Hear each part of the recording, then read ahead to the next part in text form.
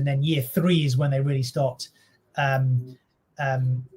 pumping stuff into the economy to get it really going in time for re-election. You'll see that as well. It just might be in the middle of a real estate crisis, which will make it more difficult. Yeah, and I apologize. I think you guys said it was years that end with 5, according to Gann, were typically pretty strong rather than the year after an election. So if you want to correct me there, please do so. No, that's right. Yeah. Is that accurate? That's accurate, yeah.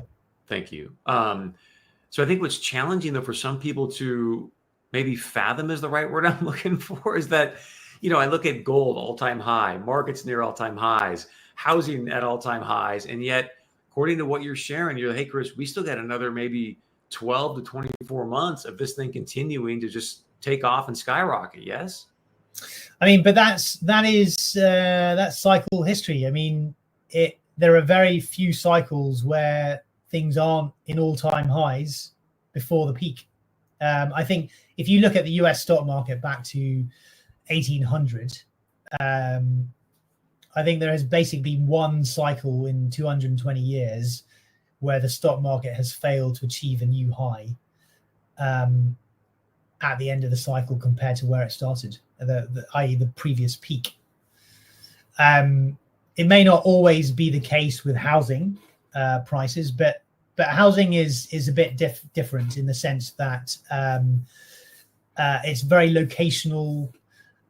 It can, it's subject to demographic changes. It's subject to what's being built, and so on.